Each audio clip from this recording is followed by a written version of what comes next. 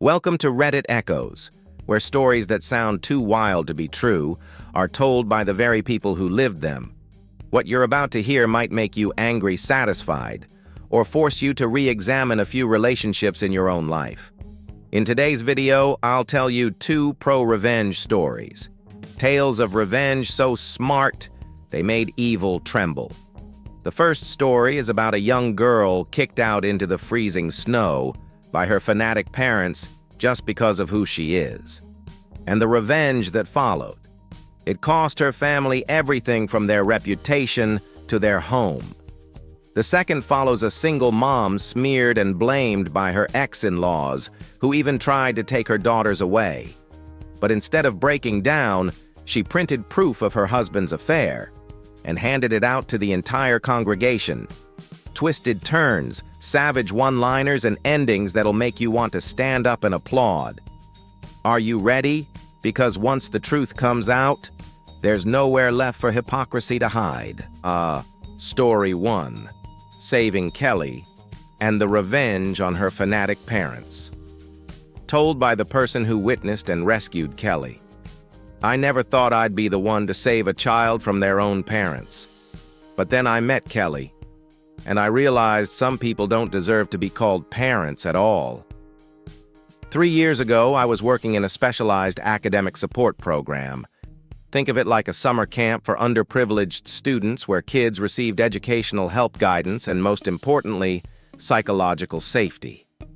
That's where I met Kelly. Kelly was 16. Smart, quiet, always avoiding eye contact whenever family was brought up. She was gay but hadn't come out. Not because she was ashamed, but because her parents were the kind you only ever read about in religious extremist fiction. I'd dealt with toxic parents before, but Kelly's they made the Westboro Baptist Church look like a weekend book club. They controlled everything: her phone, email, social media friends, even her shopping list. I'm not exaggerating. She once got grounded for a week because she bought a candy box that had rainbow colors on it. Does that friend's name sound Jewish? Delete. I remember Kelly getting close to a boy at camp named Adam. Sweet kid. Funny kind. Then her parents found out they'd been texting a lot. Their reaction. They thought Adam's last name sounded a little Jewish, so they called the program admin and demanded Adam be removed from Kelly's study group.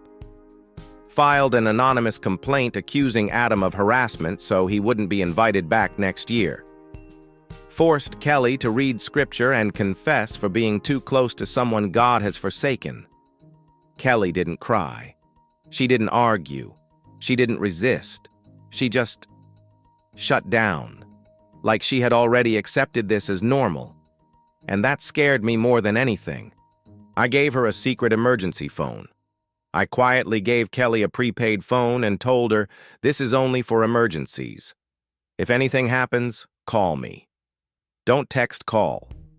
When I handed it to her, her hands shook. Was it from emotion? Fear? I don't know. But she hugged me tight and whispered, I don't know why you're being kind to me, but thank you. I'll hide it well. I didn't know then that this phone would literally save her life. The snowstorm night, and the call I'll never forget. It was January, freezing cold. One night the secret phone rang. Her voice was shaking. I got kicked out. I'm on the street. No shoes, no coat.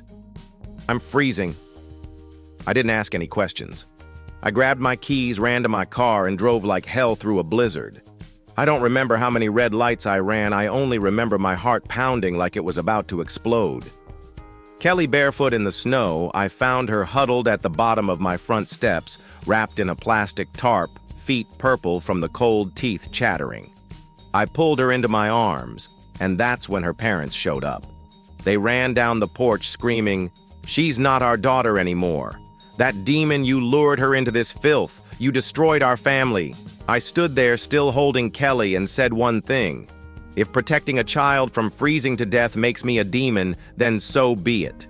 I recorded everything and called the police. I had started recording the moment I arrived. Dash cam, phone, everything. I had also called the cops beforehand. So when they tried to lunge at me, I pointed to the street. Police are on their way. And it's all recorded. They froze. I got Kelly into the car. She collapsed in the seat. I didn't wait another second. Hospital police and the first official report, Kelly was taken straight to the ER. Diagnosis: hypothermia panic disorder and early signs of frostbite. I handed all the footage, audio, and hospital documents to the police. They took it seriously. One officer told me, "You just saved a life. If you'd gotten there any later, we'd be writing a very different report." I didn't feel heroic. I felt furious. Legal action begins. I contacted a pro bono lawyer specializing in cases of religious abuse. His name was Mitch, and Mitch loved taking down hypocrites hiding behind faith. The legal process took 2 years. During that time, Kelly stayed in a guest room near my place. Her half-brother, who'd also been exiled by their parents for dating someone of a different faith, stepped in to support her financially. Mitch filed for emancipation, and finally Kelly was free. Now came the revenge. If you thought that was the end, sorry. This was only Act 2. During the legal case, we discovered Kelly's parents had used her social security number to open credit cards, take loans, buy a car, and open bank accounts. All of it illegal. Kelly didn't react. She didn't cry. She just quietly started collecting evidence. Then one day she said, "They ruined my childhood. Now it's my turn to ruin their lives. Car repossessed accounts, frozen house foreclosed." Kelly reported a stolen car. It was the one her dad was driving but registered under her name. Police towed it right off the road. He had zero paperwork to prove it was his. Kelly got a replacement title and donated the car to the local fire department for rescue training. She filed for identity theft. All of her mom's credit cards were frozen. She shut down every phone, email, and internet account because they were all in her name. She called the bank and revoked every loan taken in her name, including a home renovation loan. Yes, that house foreclosed within 60 days. Family in ruins, and the town turned against them. Kelly's dad lost his job after failing a psychological evaluation. Her mom got banned from local stores after screaming at customers that they were bound for hellfire. They became social pariahs. The whole town turned its back on them. The trial, and a finale no one will forget. At the sentencing hearing, Kelly's parents got 5 years for fraud and identity theft. Kelly looked them dead in the eyes and flipped them off. The judge just chuckled, flipped to the next page, and said, "That's not an act of vengeance. That's survival." The end. I don't know if I saved Kelly or if Kelly saved herself, but I do know this pain can break you or turn you into someone your abusers fear. And Kelly, the girl who once trembled barefoot in a snowstorm, made me believe that sometimes revenge isn't just right. It's necessary. Optional add-on. Suggested video title: SEO kicked out in a snowstorm by religious parents. I helped her get revenge. Video description. A heartbreaking yet deeply satisfying story of Kelly, a girl abandoned by her religious fanatic parents, and her brilliant revenge that made an entire town turn against them. Pro-revenge. Reddit echoes. True Reddit stories. Story 2. The single mom and the hypocrite. In-laws who got exposed. I never thought I'd have to protect my daughters from their own grandmother. But then my husband died, and the masks came off. I'm 46 years old and the mother of 2 daughters. One is 17, the other is 15. I used to think I was lucky. A traditional family, dignified husband, decent in-laws, well-behaved children. I was wrong. Very, very wrong. It all started with a car crash and 2 children who weren't mine. My husband died in a car accident a year ago. At the time, we were in the middle of a divorce. Why were we divorcing? Because I found out he had 2 sons with his mistress. That's right. The man who used to preach about sacred family values had fathered kids with another woman. And surprise, my in-laws knew about it. Not only did they not disapprove, they celebrated this miracle. Tragically, the mistress also died in the crash, leaving behind the 2 little boys. That's when my ex-in-laws suddenly decided my daughters and I should open our hearts and welcome their little half-brothers. When sweet grandma became a manipulative nightmare, things got weird fast. My ex-in-laws tried to get custody of my daughters, claiming that a woman without moral values shouldn't be allowed to raise children. At the same time, they began subtly pushing me out of the house, saying things like, "We used to think of you as family." But it's heartbreaking how you reject 2 innocent children. Oh yes, innocent, but born from betrayal. And it was my daughters who first uncovered their father's affair. Then came my younger daughter's birthday. She wanted to go to the local weekend market, a big lively fair with produce, sweets, crafts, the works. I gave her some cash and told her she could buy whatever she liked. An hour later, I got a call, "Mom, some ladies are yelling at me. They blocked me. I'm scared." I froze, grabbed my older daughter and rushed there like a madwoman. When I got there, 6 women were surrounding my younger daughter, pointing fingers, shouting that she was an ungrateful child who turned her back on God for refusing to visit her grandparents and for not accepting her orphaned baby brothers. I lost it. Completely. I marched straight into the circle, pulled my daughter behind me, and told my eldest to pay for their stuff and wait in the car. Then I turned back and became someone those women would never forget. "Who do you think you are screaming at my child on her birthday because she won't hug the kids my husband had while cheating on me?" One older woman hissed, "You're going against God's will." I scoffed. If God's will involves men cheating and their parents praising it, then maybe I'm following the wrong religion. The shouting escalated. Market security showed up and ordered us all to leave. But the Holy Squad kept following me to the parking lot, murmuring prayers under their breath. That night, the church Facebook group blew up. A friend from church messaged me, "You might want to check your ex-mail's post in the private group. Everyone's talking." I looked it up and nearly puked. She had posted an open letter claiming that my daughters and I refused to care for the orphaned boys. I left an old woman to wander homeless and penniless. I stole her son's insurance money. And the best part, she hates the boys because they're male. She only ever wanted girls. Lord have mercy. So I opened the gates of hell digitally. Luckily for me, and unlucky for her, I had kept all the evidence of my husband's cheating because our divorce was still pending. Remember those photos of him and his mistress in our living room? The sexting screenshots, the emails from my in-laws encouraging him to keep it quiet until the will's updated, even the video where his father says, "All men stray.